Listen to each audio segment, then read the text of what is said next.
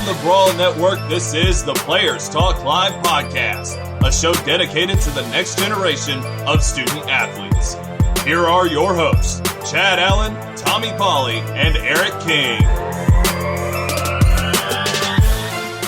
Welcome to the Players Talk Live podcast on the Brawl Network, where each conversation is authentic and centered around educating the next generation of student athletes using 4 pillars: coaching, mentoring, developing, and influencing.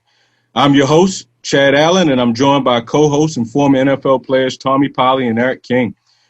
Today, we kind of got a legacy series where we want to dive into living legends, and I want to bring on one of my former student athletes. Everyone knows I'm now at Morgan State, but at the time before I was at Colorado State University, and we have one of the greats basketball players, one of the legends that they have produced recently and all time. So that's kind of why we say the Living Legend series. But welcome to the podcast, Nico Carvacho. Yeah, Nico. How y'all doing? What's up, man?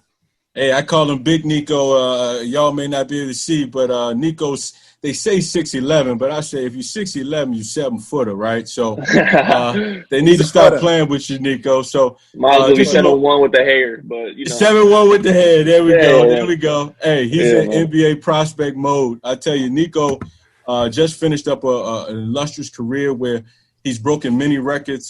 He's the all-time leader in the Mountain West for rebounds with 1295. He had 49 double-doubles, which also is a record in the Mountain West and CSU. Both of those are records.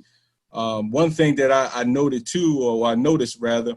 that he and Kawhi Leonard, formerly of San Diego State, they both consecutive years, back-to-back years, led the conference and as the rebound leaders. But Nico stands by himself as one to do it 3 times. So anytime you in it. Yeah, anytime you're in the same talks with Kawhi, that's huge. Sure. And to have something that he doesn't, again, you'll learn on this podcast the character of this young man and how special he is, not only to CSU, but to the fans, his own family, and, again, to people like me who are no longer there.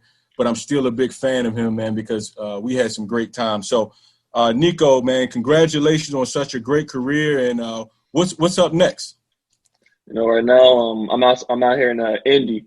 My agent sent me out here to train. Just trying to get ready. A lot of the COVID stuff kind of messed up a little bit of the pre-draft workouts, the combines, the summer league. Different aspect for me to show off. Showcase my talents and what I've improved on and what I've been working on. The Corona thing kind of pushed that back a little bit. Right now looking overseas to see start overseas. The draft, the NBA draft's not until October. The new season's not in December. A lot of unknowns, going into it. I want to get off my career, my pro career started early, make a name for myself out there.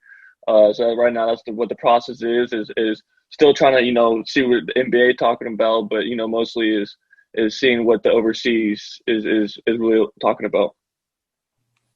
Awesome. I tell you, Nico and I first got together. I mean, if everybody knows me, I love sports, but everybody knows I'm a football guy. And when I was at Colorado State, I worked in academics as well as with the leadership programming for the student athletes, diversity programming, rather.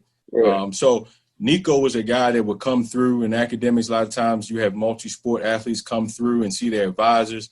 And for some reason, we just kind of bonded. And Nico and another one of his teammates, AB, my other guy, AB, they would come through, man, and just really bring a laughter, right? And Nico has that infectious kind of spirit where he makes people laugh and he just makes people have a good time. And at that time, Nico, I believe you were a sophomore, so you were still young in your career. Mm-hmm. Yeah, you were still young in your career, man. Yeah. But through an athlete's journey sometimes, it can be difficult because there are adversities. You're transitioning away from home. You're learning a new position or a new role within your collegiate team. And Nico found a way that, he could just come in and talk about life and get away from the game. So as I sit in the seat as a director of student athlete development at Morgan State, I tell you, I'm very happy to know that student athletes are more than their sport. And I'm always encouraging that about their wellness, whether it's physical, nutritional, or mental health, and just being able to get away from the game sometimes. So as you grew up, Nico, I read an article and it said that you always saw yourself as being a professional. As an athlete, you wanted to be a professional in some kind of sport, whether it's basketball, baseball, soccer. What was it that kept you level? Because to be a high-profile student athlete, there's often egos and things like that. How were you able to just, treat yourself as a regular guy in some instances and not think too high of yourself, but still be such a great talent? Yeah, man. A lot of it probably came from, I only started playing. I mean, I played basketball. I played every sport growing up, obviously, but I only started focusing on basketball my junior year of high school. So I went to, I was a no-star recruit, what I'm saying? No one who knew who I was. I wasn't top 50 like my boy Tommy, but, I had a 0-star everything. I had 3 offers come out of high school. Luckily, Colorado State was one of them. And, it's one of those things that, you got to learn where you came from and, how you got built up. And, I learned that a lot from my dad and, my family just being, confident a little bit. You have a little cocky, little swagger to you, but, a lot of it got to be humble and, just you got to be blessed and just thank God for all your blessings because, it could be taken away at any moment. Definitely. I know Eric King, jump in there, Eric. I know you had some questions in reference to family and all. You have a similar background growing up with a professional basketball father as well. Funny that you mentioned that, and I wanted to dive into that, you being from Chile, you have an interesting background, and you also have an interesting journey. One of the things that I noticed was that your dad played professionally. He played soccer professionally. My father also played basketball professionally in South America for several years. So we both had dads that played sports, but we didn't actually play that sport, but they were able to make it to the professional ranks. I wanted to know how did that set you up from an advantage standpoint? Your background, where you come from and who you are. How does that set you apart from the next player having those experiences and being from that kind of experience in your youth? Yeah, for sure. I credit my mom and my dad, for a lot of my success. Without them, I'm definitely not where I'm at right now or the opportunity. My mom played college basketball at South Alabama. My dad played and coached high-level soccer at the college and the MLS level. So, having them, be behind me and help me motivate and help me from a young age, to learn, like, this is what you got to do to be great. I remember coming home one day and telling my dad I wasn't going to play soccer no more. It was going to be basketball. He almost had a heart attack. My mom was super happy. But, it was one of those things that, I was able to, my dad just being a coach at the MLS level, I'm a little kid. I'm 6 years old running around in a locker room with all these pro athletes and being able to see them and just saying, like, I want to be, I want to be like y'all one day, this is what I know I need to work on. And, you know how parents are, I could never have a bad game. It was always, you got to learn from some, that car ride home from AAU tournament was never fun after you played bad or a soccer game or anything like that. So, that just helped me from a young age, just be able to grow and understand, like, it's not that sweet. You got to really, really work hard and, there's going to be a lot of ups and downs and adversity, but you got to be able to fight through it. And, without them, I don't know if I'll be here. So it sounds like that bar, that standard in your home was set pretty high. Let me ask you this. When you made that choice and decided that you weren't going to be a soccer player or you didn't want to focus on that and you wanted to go in the basketball direction, how was that conversation with your dad? It wasn't the easiest. I was actually, when I was 15 years old, I went down to Chile. My parents, I lived here, everything was here. And I went down to Chile as a 15-year-old by myself, didn't know the language. Stayed in like a little academic, village type of thing with a whole bunch of the players, playing soccer, 15 years old by myself, a whole different country without my parents. I come home one Christmas break and I go to my high school basketball game and I think God just told me, he's like, this is what you want to do. I talked to the coaches and I told the coaches, I'm like, I feel like coming back. I went home that night, told my parents, my dad talked to me, for 2 weeks straight, like, hey, you want to go give it another chance? You want to go back? Just give it one more chance, do this and that. I'm like, for 2 weeks, I'm trying to explain, I'm praying, talking to God. And, God just told me to stick with basketball. And I think, that's the best part about it. I thought I chose the right sport, 6'11", I chose the right sport. So, it was a good conversation. He obviously wanted me to stick with basketball, for soccer, just to, continue just to what I'm progressing on, how I'm getting better. But, he's always been supportive no matter what. And, I think that's helped me even get better, even quicker. Great, man. And one more thing coming from me right now. I wanted to speak to you about that international game. I heard you talk about the international play, and I saw that you were able to play. You were able to play for the team Chile, right? The national team. Yeah. What was that experience like? Tell the people what that experience is like, and how does it differ? Playing international ball versus playing professional ball, maybe here in the States. Tell them a little bit about that. I started, U18, U16 was my first time playing for the national team. It's a different feeling. You have a whole country. You're representing a whole country. You got a flag. It's like a university, but it's thousands of people. Millions of people. You have their flag. You're representing that country. Everybody's counting on you. So it's really, really dope, in my opinion. I don't think it's pressure. I think it's a sign of respect, and it's something you got to show out for. It's a little different. Obviously, the game's different. Here, there's a lot of, athletes, high flying, shoot the ball. But, over there I feel like here is more one-on-one. It's like, hey, go get a bucket. But over there, it's how you going to get your teammate a bucket. How you going to play as a team, so it's a little different. I think it's more physical over there. You can get away with more, more pushing and, a little shoving. Here in college, you do anything as a foul. Don't get me started on the refs right now. But, it's definitely a little different, but I really enjoy it. Like I said, just putting the Chile flag on, my chest, and just being representing a whole country. And it's funny because there's never been a player from Chile in the NBA. Never even got close to it. Yeah, not even done what I've done in college. Like nothing. Like not even high level overseas. Nothing. So. Oh, that's big, man. Yeah, so you setting trends, man. You doing some big things. So when I learned that, and then that's one of my goals was I want to start something. I want to be the first. I think it would be kind of dope. It'd be the first to land ever in the NBA. Start something for the future. So I think that's has been my goal, and it's just representing Chile. Sounds great, man. And Nico, you've always said that, and I will second that. That's one thing that you even told me back then, because I didn't even know that.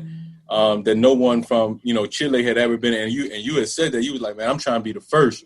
And I always tell people when athletes know they're going to go pro, want to go pro, there's no indecisiveness. I don't know, I'm trying to go pro. No, you're going to speak it confidently. So sometimes at different levels, I've been at each level, Power 5, Group 5, and now FCS. I hear somebody be like, man, I'm trying to go pro. I'd be like, man, I'm going to tell you right now, when I was at West Virginia and some of these big Colorado State, these guys don't talk about I'm trying to go pro. They say I'm going pro, and the reality has to hit them hard. But you got to believe in yourself. So I don't want to take up that. So, hey, Tommy, jump in there and touch on that basketball a little bit. Yeah, I just want to talk to you a little bit. You came a long way from starting the game, really concentrating on it at your junior year? 16, 16, 17. Yeah, 16, that's late. You got some guys 7, 8, 6. They playing AAU that's 4. It's amazing. Look, I just started my son team. He's 10, and I'm looking at the 10. I'm like, man, they take this serious. Like they've been playing since 4 and 5. They said there's one team, like 2 teams here in St. Louis, man, it's off the charts. Like the young guys. Yeah. Shooting the 3-ball and all that. So, I just want to ask you a little bit about, AAU. How was it playing AAU? Was some of your teammates, did they have some successful college careers? And yes. What about some guys that you maybe played against that, well, I need to get myself together. I need to get ready. So, I only played 1 year at AAU. I got hurt the summer before my junior year is when I made that transition. So I got hurt. Couldn't play the whole summer. I do my high school year, play varsity, going to the summer, and I got the lucky enough the chance to play for the team Texas, which is a Nike UIBL team. So playing with one of the best players. Got guys on my team that one guy's in the NBA, couple are high level overseas. But you're gonna play. I played against Don Maker, Taco Fall, Antonio Blankley, Alonzo Trier, Isaiah Briscoe, Jamal Murray. So a whole bunch of NBA guys now. And, Yeah. for me, I didn't really play that much, obviously, being my first, but just being on the bench and seeing that, that's what really helped me that summer, because I played with them during the spring, and then in the summer they had another team Dallas, that where I knew I was going to play. So I was like, I need to get games. This is my last summer. I need to get in front of college coaches, this and that. So I know I was able to, go to the other team, play AU, went to Vegas, got to play against Trey Young, all those type of guys. So again, against all these, Michael Porter, who else, a whole bunch of all those guys that you see, I got to see or play against, and, just seeing that level and kind of comparing yourself a little bit and saying, this is what I need to work on. And, I think that helped me out a lot at a young age. And then my senior year, I left home. I went to Sunrise Christian Academy in Kansas. So I left home again my senior year for basketball, because I knew where I was at in my high school wasn't going to cut it. So I had to go, immerse myself in a whole basketball home. Buddy Hield went there. A whole bunch of high majors. They're top 10 in the country every year, playing that Dick's Sporting Good tournament. So just playing in, going there, and, the gym's 24 access, in a small city in Wichita, Kansas, and just being able to, immerse myself every single day there really helped me out too. Yeah. So you went away. So you say you went away. Was it like a post-grad prep? It was a prep year for my senior year, yeah. Okay. Yeah, I coached at a prep school for football the last 2 years, East Coast Prep, Okay. So I understand Yeah. that. And, Yeah. Chad had coached there. No, he was a dean there for a year. Mm-hmm. But tell me about your red shirt year. What did I red shirted. I went. Mm-hmm. I didn't want to. I went in there and like all that. All everything. They like, no, you're not playing this year. It hurt my soul. Yeah. So tell me, what man. did you learn from your red shirt year, on and off the field? A little bit, going in. I kind of had, I was 6'10", 209. This guy that I knew I needed to put on weight. I needed to do this and that. So I think, going into college, I kind of knew that because I was already behind. But once I got there, I started, showing out, playing well, doing all that stuff. I actually suited out the very first game of the season. Didn't know if I was going to redshirt or not. After we come home from the game and we're in the stretching line that Monday to practice, and Coach Stacey, Chad, and he just comes up to me in the line and just says, "Hey, you're redshirting." Walks away, doesn't have a talk with me, nothing. So I'm like, all right, say less, So I think, obviously in that moment it hurt. It's a little pride check, a little down in the soul, down deep, that hurt. Yeah, I was crying. So, yeah. I'm calm. Dang, I gotta. You got people back home like, hey, you finna show out this year. You finna do this and that. And like, I'm finna get better. But I kind of use it as motivation. I got in the weight room. I worked on my game a lot. I use that time. I really do. I think I use that time to my best advantage. And came out the next year and had the most starts ever at CSU and most games, and the rest is history, I guess you could say, just working hard and doing all that. So I think like I said, it hurt the pride, hurt the soul, but I learned so much just sitting there and watching the game, on the bench, being able to travel, learning everything I needed to learn. I prepared to be a high level athlete. So you did all that work, and now COVID hit. Your senior year got cut. Y'all was you looked like y'all was gonna make the tournament, right? Seemed like I think the NIT. Yeah, the NIT. But anytime you get in that postseason, anytime you get in that postseason and you getting them doubles against some other guys that's not in your conference, that's it could always help your stock, right? So just tell us about losing your just talk about losing your senior year and where you at now. Like, what's your mindset now? Like going forward, I know you're going overseas. There's any destination in mind right now? Yeah, so getting it cut short, is crazy because I'm at first, we kind of were like, we don't, because we were thinking about maybe getting in the CBI, and we put our conference tournament earlier, so we would have to wait a whole 2 weeks, 3 weeks before we played, and then they're like, should we play? Should we not play? And then we're like, we're going to play. So now I'm getting excited. I'm like, yeah, man, we're going to win this. If I'm going to play, let's win this. You know what I'm saying? So we're getting excited, and we're about to go get ready for the first practice, and that tweet come out about how they canceled the tournament, and I'm sitting there like, it's crazy. 5 years, and they gone like that, like this, snap at the finger, So I'm sitting there, I'm thinking about life, I'm thinking about everything. I'm in the training room, all that, just thinking about it, talking with people. I had a whole bunch of freshmen and sophomores like, I got 3-4 more years. I'm not worried about it, but I'm sitting there like, hey man, that should go fast. It's no joke. Like I know maybe like yesterday to y'all too, but so it flies by. Flies by. It might not feel like it, during it, because there's a lot of ups and downs, adversity, highs, lows. But when you look back at it, I feel like I was in the office chatting up with Chad and AB, just joking around, laughing around right now. But I was able to go home. I haven't been home. I was home for 2 months, during quarantine. That's the longest I've been home since sophomore, junior year of high school. So, I think it was really cool to, be home with the family and reset my, reset the batteries and all that. But I think it was another cool experience is I have a friend that played on the Chilean national team with me who was a fitness freak. I mean, like fitness freak. He's trying to go to the NFL, 6'7", 265, pure muscle, tight end. So I started working with him over FaceTime every morning, core stuff. He started getting me on this leg program, work on my verticals. So, I had to find different ways to, get better because there's no gyms open. There's nothing, there's nothing around to go get better.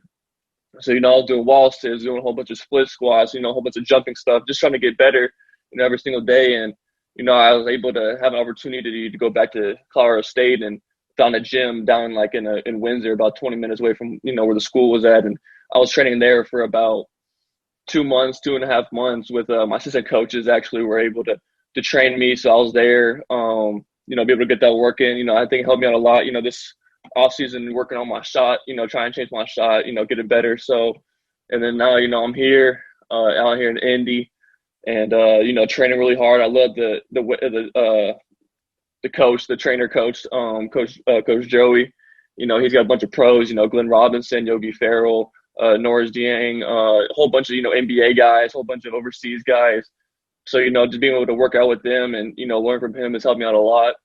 But like I say, right now, going overseas probably this year, try back in the NBA next year. I'm not gonna give up that dream until I get there. I gotta be the first land to get there, man. So nowhere really, we're looking at offer, getting interest from Italy, Belgium, different places. But I had a really good opportunity in Belgium. They ended up offering another player over me.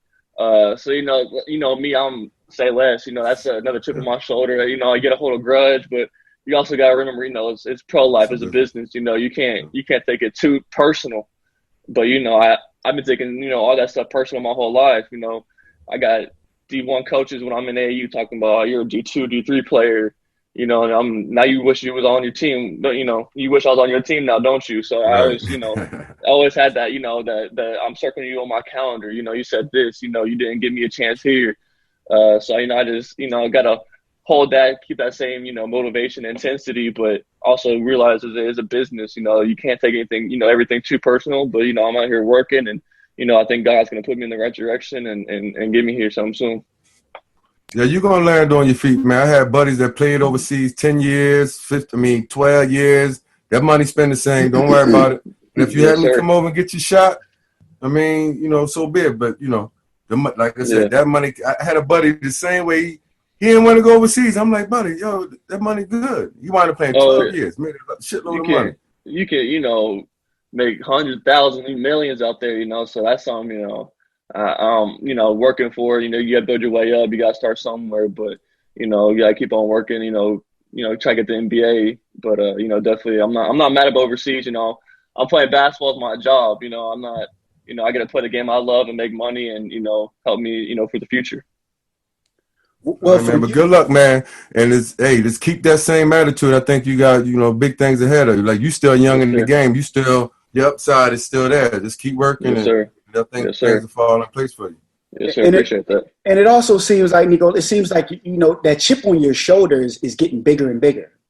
from what I'm hearing, you know what I mean? Because it's like, man, here I am, I'm progressing and I'm doing what I got to do. And then, the NIT gets cut short for me. And now I'm in this draft situation, and now I'm in this overseas situation. And, I was supposed to have this offer on the table from this team from overseas, and now it's not there anymore. So it's like, here it is. It's like you're shuffling, you're going through the gamut. And this is what it really is for those that are out there that want to play a professional sport. People think that it's all hunky-dory and you can be like TP and get drafted in the first round or second round. It is really not like that, is it?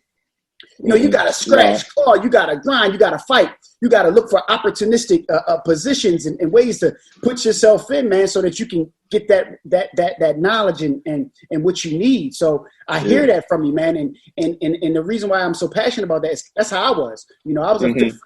I went to Wake Forest. I went to a mid-major. They were ACC school, but we were mid-tier. We were below the poverty line at that time in the NFL. Boy, Wake Forest ain't no mid-major, boy. When I was there, we weren't there yet. You know what I mean? After I left, we got an ACC championship and got the name kind of going, and it's still known as a basketball school. But I understand you, and what I'm saying is I hear you, because I was a backdoor guy. And there's nothing wrong with being a backdoor guy. You understand what I'm saying? Yeah, I think that's what got me to this point in my life now is just, adversity. Like I said, 0-star athlete, had to go redshirt when I first got to college. Then I'm, breaking records. I think it's something that, as a motivation, adversity you're going to hit, you're going to have ups and downs, but, it's something you just got to grow on and you got to get better. That's funny that you say that, Nico, because, all I hear is grit, man. Being from Baltimore, you have to have grit. This is a blue-collar town. It's always someone trying to, as they would say, we known for our blue crabs, but with crabs is people, everybody trying to hold you down and keep you from being successful. So it's hard to make it out of Baltimore, but a lot of people do. And when we do, that's why I love this podcast, because we're all, me and the other two hosts are all from Baltimore, but at the end of the day, we're able to be successful in different places, but we come from the same cloth. And I just kind of want you to speak to like that a little bit as far as your mindset, man, because it wasn't easy. I know there were times, they had coaching changes at CSU. Just the adjustment that you're saying, being on your own. And now everybody wants to jump in the portal. Everybody wants to give up and not have grit and not fight through. Eric laughed and he talked about Wake Forest being a mid-major. He and I were, on all the state teams and different things together coming to high school, and I didn't have the academics, but yet I went to Morehouse. So as an HBCU, I know what it is to be a backdoor guy trying to be a priority free agent coming out in the draft. Eric was a guy that was there with me as I selected his. So for you, what is it that you would, I guess, put out there to student athletes, or what your mentality or mindset has been, or what do you recommend as far as adversity? Like, how do you persevere? You got to take it on the chin. That's the first thing you got to do. You got to own up to it. You can't, oh, man, coach don't like me, man. Coach don't do this. No, man, get in the gym. Get in the gym, get better. Give him a reason why he can't play you. I was a guy, freshman, coming in. I had seniors, juniors. I'm like, man, I'm finna start, and like I said, breaking the record, I think maybe starts or a couple games, but I tied the record of starts, as a freshman, I started every single game other than the first 3 games, and it was one of those things is like, I think I learned it from my dad is that if you're going to go get that, you got to go do it every single day. A good line I like to say is, hard work beats talent when talent fails to work hard. So it's one of those things that you got to work hard every single day. It don't come easy. And then when you do get the success, man, keep on working. And another thing I got to say is, sometimes the grass isn't always greener. I know I have a lot of teammates who have transferred and who's, left school, like I said, blaming the coach or, they just feel like, oh, I can go high major. I think everybody wants to be on social media tweeting, oh, man, like I got offers from here, I got offers from here. I'm going to North Carolina, they want more clout than they do want PT. They want more clout than they do wanting to actually get the job done. So I think that's one of the things is, sometimes the grass isn't always greener. And I think I learned way more than than just quitting and going somewhere else and trying somewhere new. You know, I had to push through it. You know how Coach Stacey was. You know he wasn't the easiest. You know, so I think, you know, going through coaching change and, you know, going redshirting, you know, I think that's helped me grow as a man, as a basketball player, that now that I'm going through it right now with COVID and having to, you know, go overseas and not get, you know, a chance to work out for NBA teams or, you know, get a chance to, you know, go to the summer league, do any of that, you know, I have to go overseas. And I think, you know, that's helped me motivate me even more when I get over there as now, man, you know, it's over for me. Nah, it's just getting, you know, it's just getting started. So I think that's, you know, something I got, you know, I wanted to always teach and always want to tell my young guys when I was at CSU, you know, you had a good year, you know, you got to do it again. You know what I'm saying? Just because you had a good year, you know, you have even more expectations, you know, how are you going to handle it? You know, there's going to be ups and downs, but you got to fight through it and you got to find a way to continue to get better. And if you don't know, this is why he's the GOAT. I mean, I tell you, man, I mean, just those kind of wise words from a young man at this stage of your life. And it also speaks out as we wrap up, again, like you said, you do have the record. I mean, finishing your career with 129 consecutive starts, I believe out of like 133 or something like yeah, at the first 3 games, yeah. Yeah, like at the end of the day, the greatest ability is availability and durability, right? So the fact that you didn't have a day where it was tough. It was a day you were sore. It was a day, but you persevered. I missed one practice my whole career. Wow. And I played my whole junior year with a torn labrum and rotator cuff.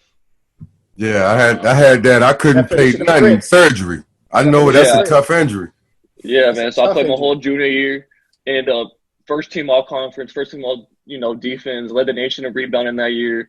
You know, so it's something like, yeah, you can make excuses, you know, but I think it's the guys that, you know, train like they're this, you know, the last man on the bench. You know, guys that go into practice every day and want to get better and want to win and not, you know, the prima donnas or like the clout chasers. You know, I think those are the guys that ended up making it.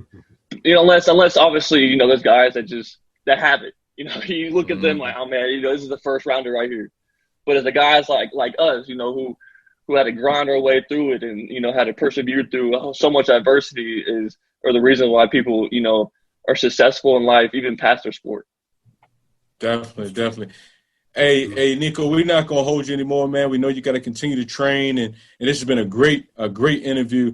I know you had your favorite fan out there, little Bryce. I believe that was his name, man, and you still touch base with him. But we want to give you this time to shout out whatever you want to shout out, your Twitter handles, your socials, anything for as fans, how they can connect with you, and what more they need to look forward with Nico. Yeah, man, you know, first off, you got to thank God, you know, for, you know, I wouldn't be here without him or, you know, anything like that. You know, my parents, obviously, you know, they're the reasons why I'm here. But, you know, everybody that's followed me and stayed with me through all the ups and downs, you know, I appreciate y'all. And, you know, you can follow me on Twitter at the Nico Carvacho 25 or Instagram, the Big Chili 32. You know, I'm trying to stay active on those, you know, keep the fans engaged and, you know, continue to build my brand, you know, being from Chile and having a whole bunch of, you know, Chile followers and even, you know, Colorado State and just continue to grow it. Hey, and I meant to ask you that too. I mean, before you go real quick, how different would you think your career would be with name, image, and likeness? Because that's a new thing coming up, and you just hit on branding. What do you think for the future student athletes, how important that will be for them? Hey, you know, I think it's the most important, you know, is I think even, you know, name, image, and brand, even if you're not making money, you know, is very important. You know, you got to have that reputation, that, you know, that image of, you know, he's a hooper, but he's also a good person you know, I think that's the biggest thing is being a good person off the court, you know, being able to, you know, talk with fans and talk with the kids and just being there. But I think, you know, I think I could have made some money, you know, off my name and image, you know, especially I think I could have used, you know, the Chile market pretty well also. You know, I think it's a whole country, brother. Exactly, man. Exactly. Yeah. Like you said, you play for the national team. You know what I mean? They know you're right. You have fans. Especially, you know, no one, like I said, no one's done anything from Chile like I've done it. You know, I passed Shaq on the all-time record, and I was on the ESPN, all the news channels, all the you know, ABCs, whatever it is down there. You know, I was on all that, just, you know, doing doing the stuff I do. So I think, as that continues to grow, I got to use that as, a main source of branding and, getting that out there. Hey, well, I tell you, we'll put this podcast and also the video vlogs together for you, man, and help you push that to that community as well, because your brand is still growing. So, right. Again, we want people to still celebrate you here in America as well as in Chile, because you are one of the greats, Nico. And again, thank you for joining today's episode of Players Talk Live on the Broad Network. I'm your host, Chad Allen, with my co-host Tommy Polley and Eric King, and we're signing out with Big Nico, Big Chile, as he says. So, Chile, man. Yes, we signing out. Good luck, man. We signing out for Players Talk Live. I appreciate y'all. Yes, sir. I appreciate it. It was a good time. Oh, definitely. Right. Players Talk Live. You can catch us on all media platforms, social media platforms, as well as podcast platforms, Apple and Spreaker, to be exact. To find us, we're on a YouTube channel as well. So again, we're signing out from Players Talk Live, where athletes' voices matter.